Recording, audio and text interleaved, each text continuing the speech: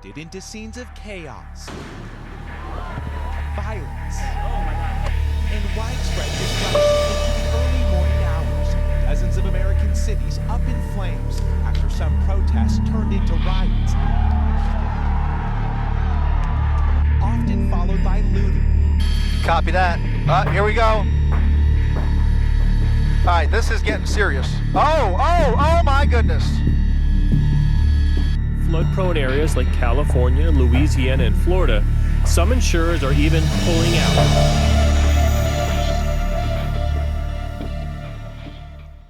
Hey guys, it's Will. Welcome back to the channel. Today we're going to be talking about something a little different and departure from my normal content. We're actually going to be talking about preparedness and how it equates to your vehicle, whether that be an off-road vehicle or a full-on overland built vehicle. Now, what does overlanding have to do with being prepared, you might ask? Well, this is your getaway vehicle, basically. Some people might call it a bug-out vehicle, but this is basically your ride out of town when town is burning down, right? So that could be something due to a natural disaster. Here in Southern California, we have a lot of fires. You know, your house is right in line with a oncoming forest fire. You gotta get out of town, right? You can't stay at home. Could be something like civil unrest, right? There's an angry mob marching down your street and, you know, they're out for blood. As we've seen in the past years, you know, desperate human beings, some of the most dangerous things out there, and so are angry ones. So optimally, it's always best to stay in place because your shelter, you know, your home is going to have the most supplies there readily for you, the most storage space and all that. But when that's not an option, you should be looking to your vehicle and how you can actually get out of the situation. And in this video, we're going to be diving into what I keep in my vehicle just for that situation and bounce around some ideas and my philosophy on keeping things the way they are and what I actually have in the vehicle. Optimally, you want to keep your vehicle either packed up and ready to go at a moment's notice. You know, you can always jump in it and know exactly your capabilities. If you don't have the room or space for that, then I would recommend using a tote or a storage box at home that you can quickly load up, slap in the truck, and get gone. First off, it's going to be your vehicle choice. Now, most people don't go out and buy a vehicle just for, you know, hey, that would be a good bug out vehicle, right? But if you're an overlander, your overland vehicle basically is a great bug out vehicle. It usually has full drive, high clearance, big tires, you know, longer range, everything you need to live inside it for an extended period of time.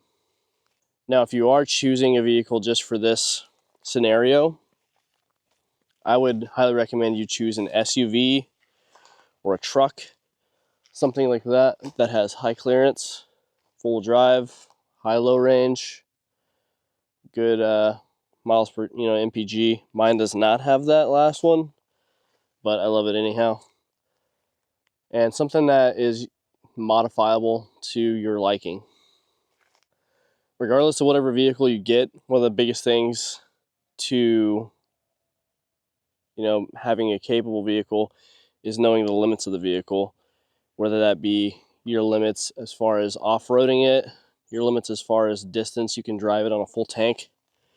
Have these numbers and, you know, these skills kind of hammered into your brain a little bit. I know exactly how many, you know, kilometers my vehicle odometers in kilometers, so I know exactly how many kilometers I can get to a full tank. And I've done research and can pretty much accurately tell exactly how far I can get on a single tank of gas.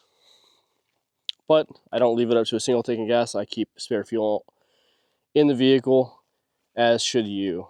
Most people nowadays, you know, they carry jerry cans on the back or the roto packs. Those are great. I do not have a dual jerry can carrier or anything, so I carry a 5-gallon jerry can on the roof strapped down, and that's good enough for me. I have more jerry cans that I could throw in the truck if needed, but basically as a base set, I always keep at least one spare one in the truck. Now, we're not just relying on that jerry can, right? One thing you should always do is keep your vehicle fueled up to the most extent possible, right? I'm not saying you need to fill it up every single day after, one trip to work and back, right? But I would say set a hard limit for yourself to never let it fall below 3/4 of a tank. That way, if you are in a situation where you need to leave, you can just leave immediately.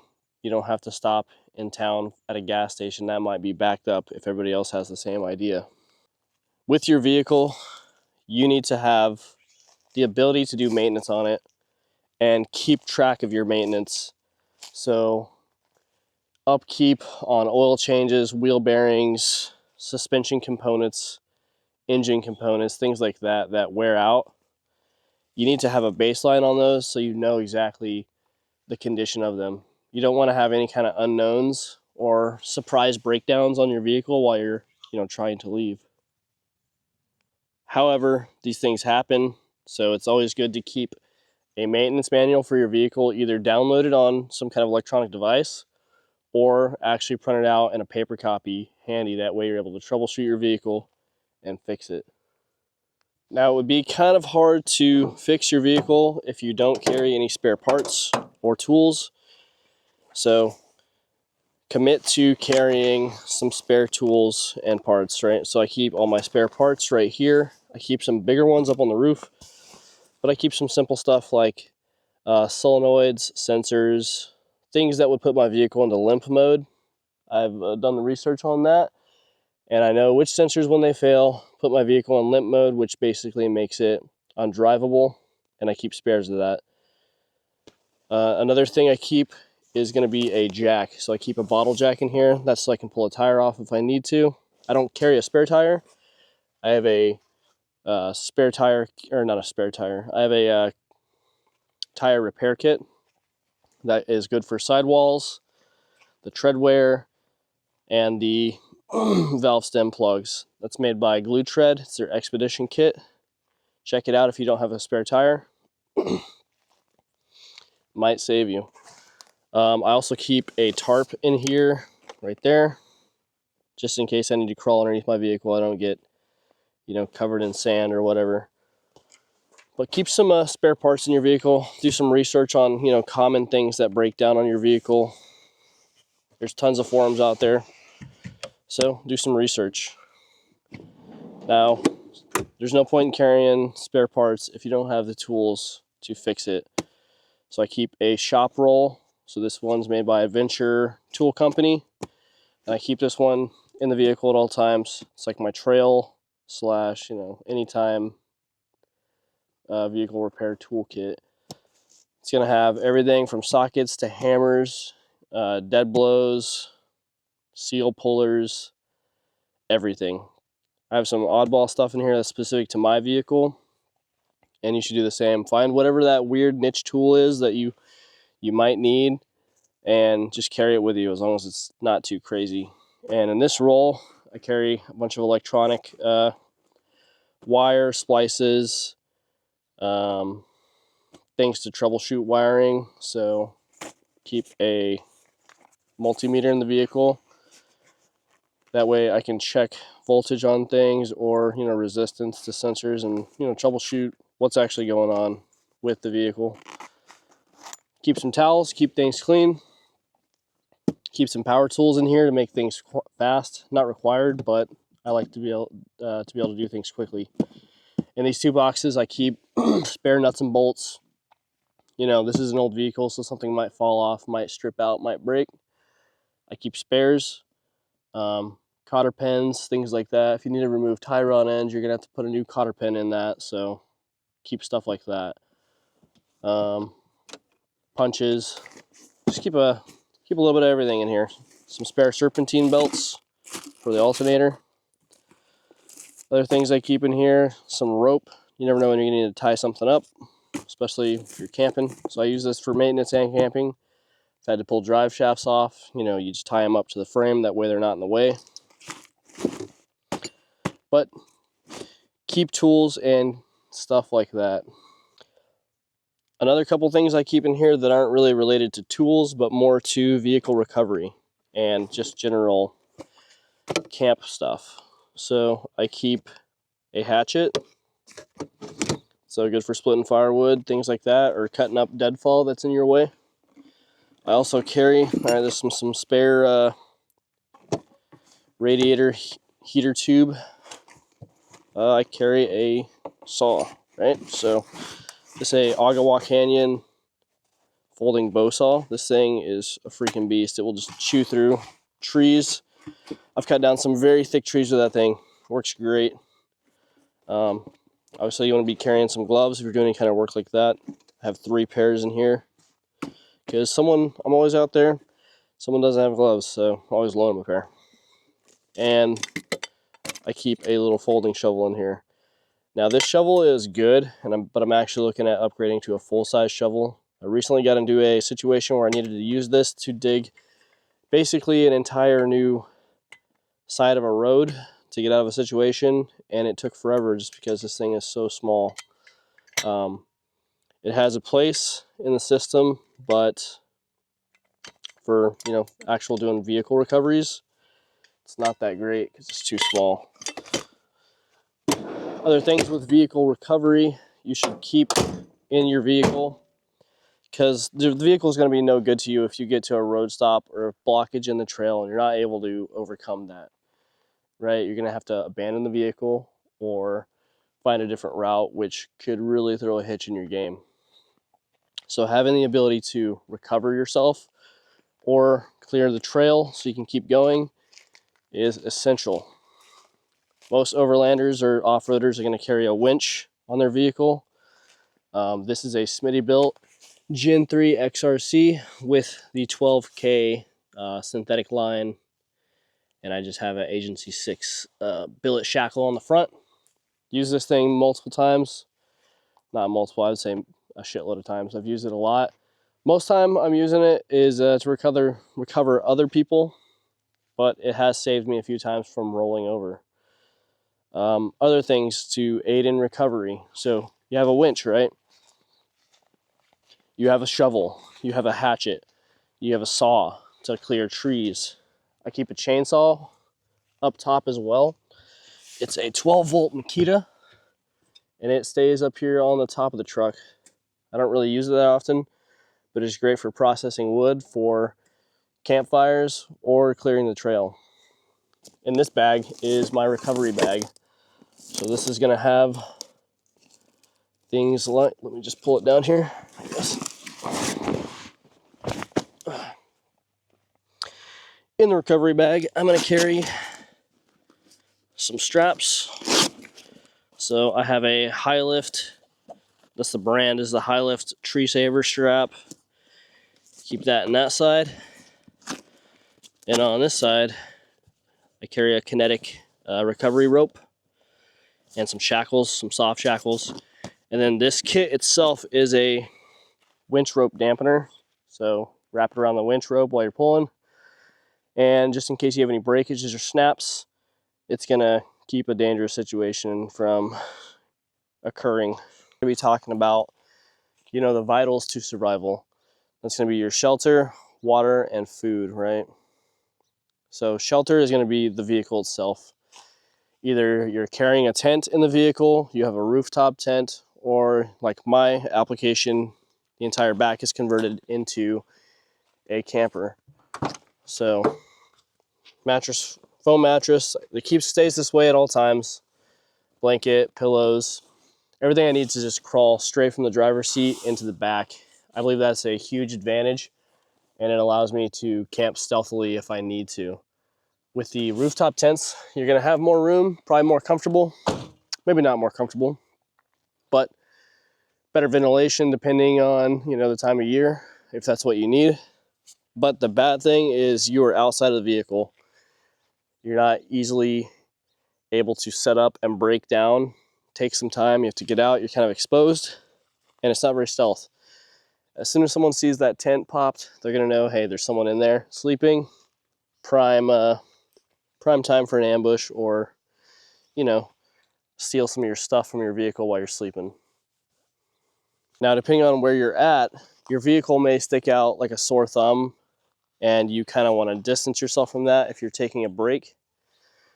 So lock it up and maybe use that tent you're carrying to set up somewhere else. Set up in the woods within, eyesight of your vehicle so you can keep an eye on it, but you're not directly in it, so you're not that huge target sitting here. Shelter isn't just talking about where you're going to be sleeping at, but also if you're taking a break.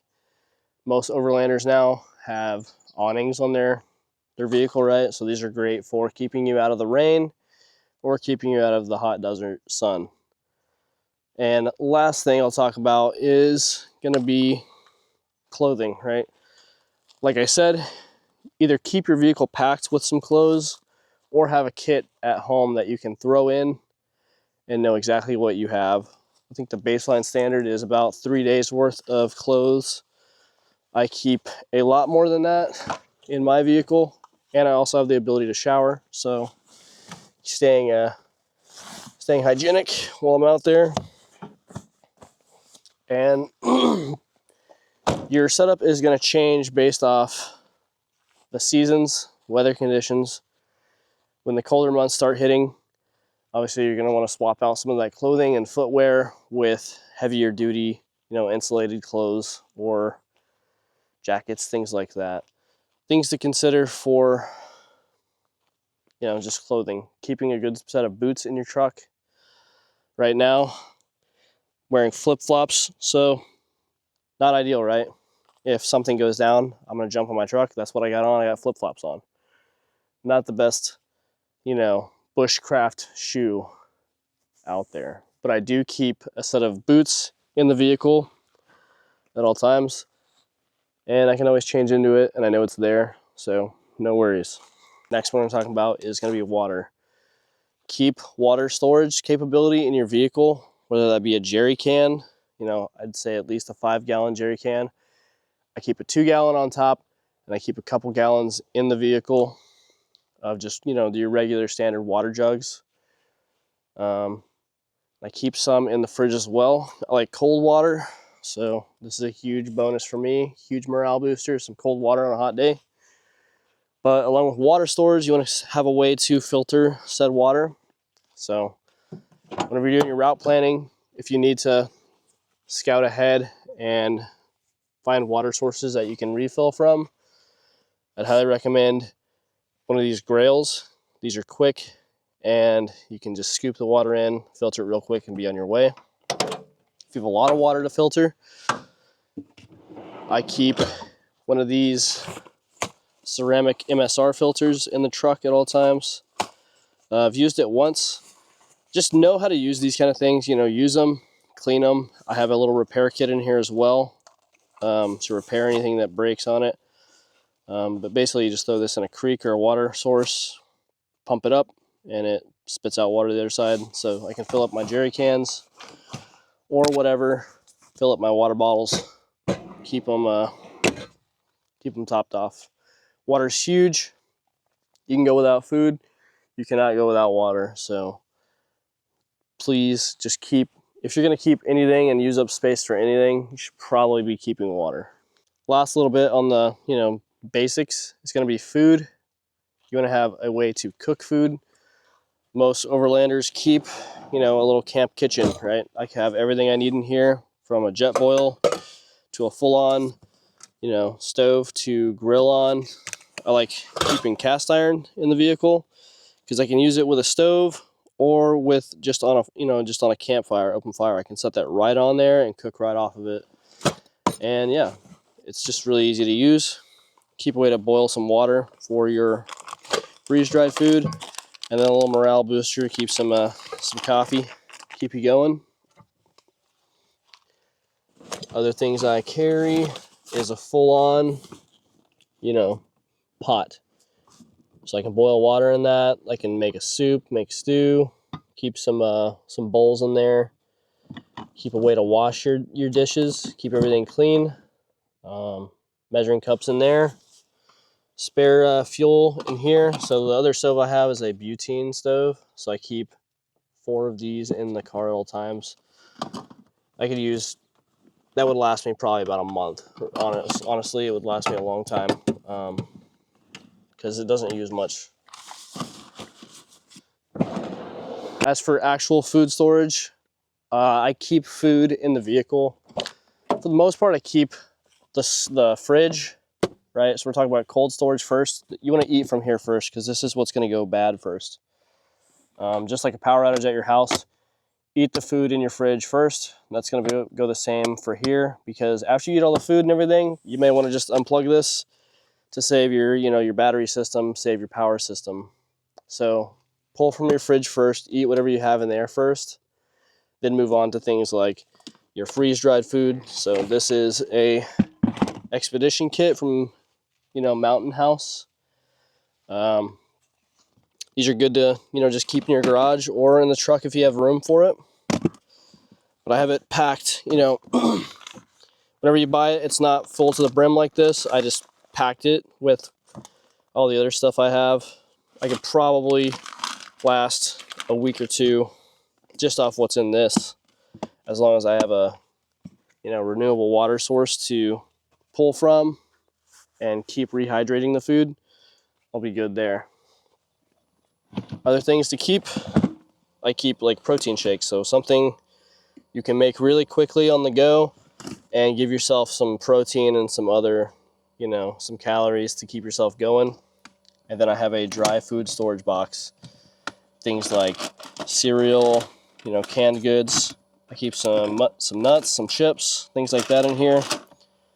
Some oatmeal mix, just some just like the dry, like your pantry, the dry foods goods. I would recommend at least carrying 3 days worth of food for yourself and for every member of your family or a member of your friends group that might be traveling with you. You don't want to be sitting there eating in front of them while they have nothing, right?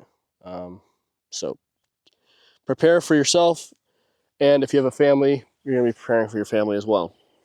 I think it'd be safe to say that most people aren't using paper maps nowadays to travel or to navigate or to communicate with. They're not sending up smoke signals. So you need to have some kind of system to keep things charged. So a power system in your vehicle is important. So my 12 volt system is a 150 amp alternator, charging my 2 factory dual batteries under the hood. And then that's going to feed into a DC-DC charger that is built underneath the platform here, and going into a 200 amp hour lithium battery bank. So that is a huge battery bank. For anyone that knows anything about 12 volt systems, you'll know 200 amp hours is a lot. So I could stay off the grid for quite a few days before I would need to even start the vehicle to start charging anything. Lithium, the good thing about it is you can deplete it all the way down and it doesn't damage it. It does cycle the battery, so it gives it a lower life expectancy, but it's not going to damage it like it would a lead acid or AGM battery. So I fully recommend your house battery, however you want to call it, being a lithium battery. So from that lithium battery, it's going to be charging my fridge up here in the front, fridge freezer, right? Some burgers and stuff. It also goes out to some charging ports I've built into the back on both sides. So as you can see, I'm kind of charging my fan right now. Again, another good creature comfort is having a fan or something like that to keep you cool on those hot nights. Charging up your flashlights. So in here I have a little flashlight, little headband in that, Phoenix. Up here is another lamp with also a bug killer or like a bug zapper built into it.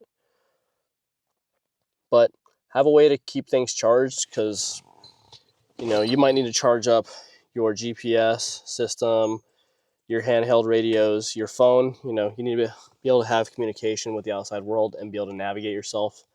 But if all else fails, nothing says you can't carry some paper maps as well. I like these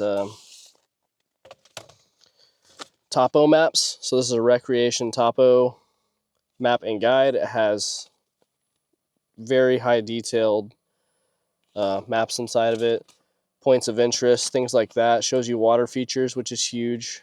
So you could use that to navigate yourself. And with that, you'll also need a compass, which my vehicle has one built in. But if yours doesn't, keep a compass, right? Keep it somewhere where you can grab it quickly.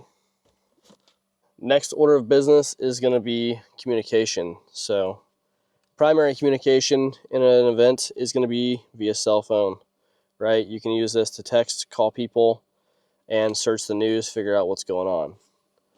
If that fails, say there's, situation dependent, there could be no cell signal. So you want to have an alternate method to talk to people. So I keep the radio in the truck.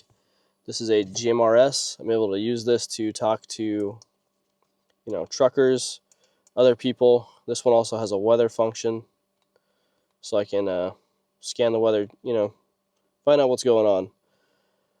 This is independent of a cell tower, so it's going to just use the GMRS system. So there are repeaters and things you can tap into to extend the range of this if you want to, but have some kind of radio on hand. I keep this one in the truck, and I have some handheld ones that are able to talk to this as well, just in case, someone needs to dismount the vehicle. Go ahead, whether it's guiding you on a trail or scouting the trail ahead on foot, you can talk to them. As far as trails go and the route you're planning to use, have them all downloaded on some device, whether that be your everyday use cell phone. This is basically the one I keep in the truck at all times. It's an older phone that I've had, but still works great. And I downloaded all of the maps for my area on it. So I can use this offline, independent of any, cell towers or anything. And I can even use it without GPS if I'm using the terrain features to locate myself. But have an idea of, depending on situation, where you want to go. I have multiple areas marked here of, kind of my locations to get out of Dodge to. Usually there's going to be close to a water feature. Now, you don't want to go to somewhere like popular, like you don't want to, everyone's going to be jumping to get over to Big Bear or, something like that. So probably not be going here, right? Your goal is to get away from the situation, and if people are the situation, get away from people, right? Get somewhere where you're safe by yourself and you can kind of just hunker down. So with that, keep maps downloaded and have a route plan. With that route plan, you want to avoid major highways. So you're not going to jump on, the 15 and expect to get to your destination in a timely manner. You need to plan to take back road routes, off-road routes to get to wherever you need. Again, this is why we have an off-road vehicle. You're getting out of the city, you're getting out of a town. The best way to get away from a situation or people is usually to go where they can't go. And you're going to do that using your vehicle. You can get off the beaten path, get over to where people aren't, basically escape the situation, right? So again, have a good understanding of your vehicle's capabilities, your range, so you can actually plan this out, your fuel consumption, and avoid high traffic times or high traffic routes. Plan to get away around them. And if you haven't run like a rehearsal on those routes, highly recommend you do, just so you can get a feel of how long it's going to take you, what the route consists of, and if it's even open. You could wait till the day something happens, you try to hit that route and there's a bridge closure or, the road's out. That's the last thing you want to do, is having to backtrack. So plan ahead, do those route reconnaissance, and have a solid plan to get ahead. Another thing to think of is time of day when you're going to be traveling.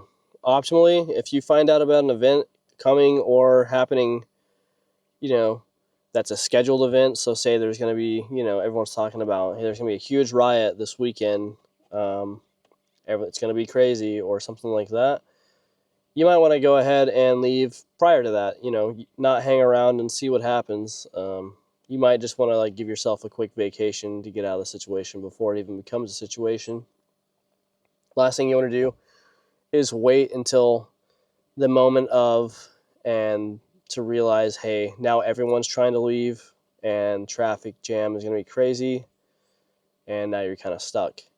Now, if it's a natural disaster or something like that, again, you don't have the option of knowing when it's going to happen for the most part. So as soon as possible is usually the best bet. However, sometimes you might want to wait till traffic dies down. So wait until into the night when there's not a lot of people awake and you can kind of get out of where you're at in a stealthier manner. Next topic is going to be security. So your best security, whether that be from, you know, environmental threat, or if the threat is, you know, man-made, it's humans, you know, we're desperate, angry people, get away from them. That's what the vehicle's for. Get out of a situation, get out of Dodge, and go somewhere where you can be alone and safe, or with your community. With that, you need to be able to camouflage the vehicle. So again, using those saws, your hatchet, whatever, cut down tree branches, and you know, you can kind of hide your vehicle to keep detection down. If people still detect you and you know they want to cause problems or try to take some of your resources or something, you know, try to de-escalate always. But it's good to have some non-lethal you know, deterrence to that kind of thing. So I keep some pepper spray, keep that up front in my visor so it's readily grabbable from the driver's seat.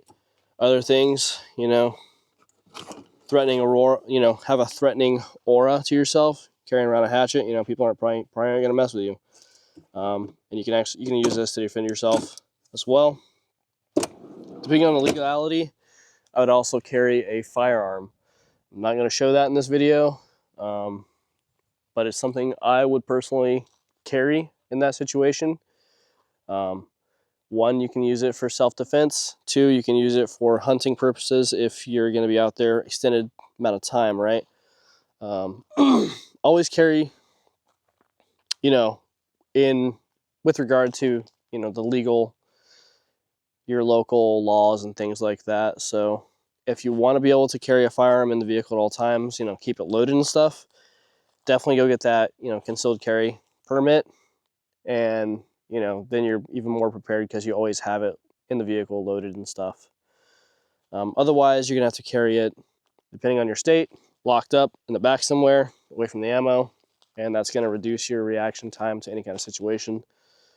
So if you have the means and the want for that, definitely get a concealed carry license so that you can, you know, have a little bit more of an edge.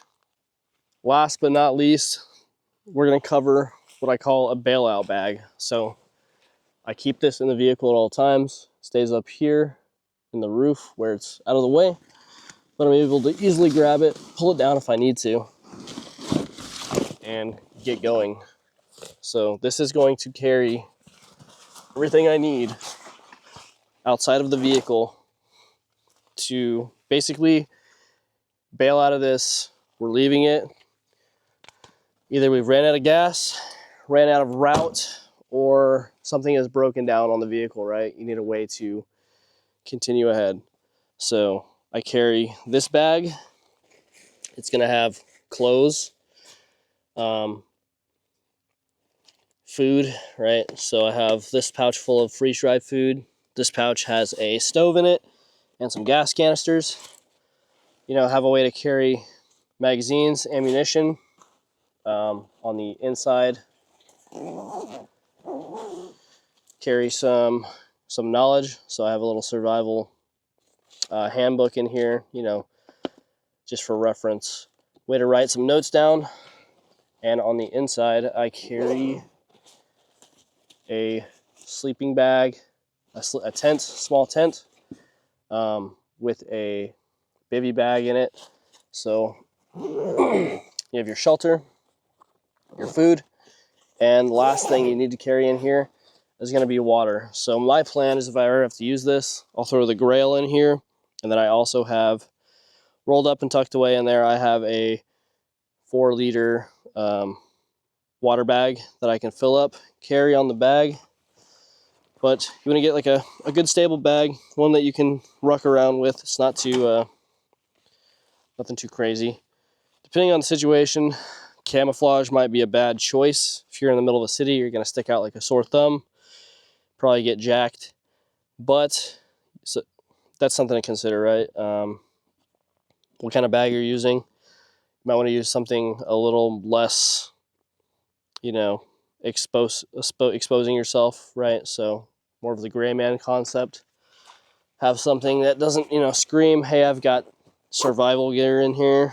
So you might want to be carrying just a regular backpack with all this stuff in it if you can fit it.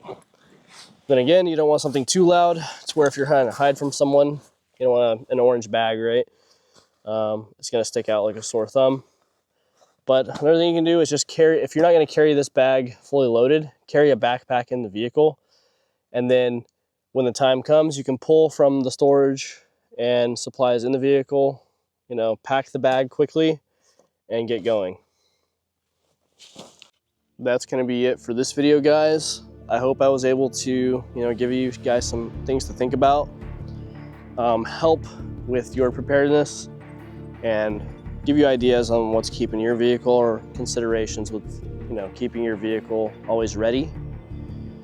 And if there's anything else you guys would like to see on this kind of topic, please let me know. I can dive deeper into, say, the bag itself, or say, hey, a maintenance checklist that I keep for the vehicle, the maintenance publications, things like that. If there's anything you guys want to see, please let me know. Drop a comment down below, and like and subscribe to this vehicle. Share it with your friends. Help them stay prepared as well. If we're all prepared, no one's in need, right? Less desperate people is a good thing for everybody.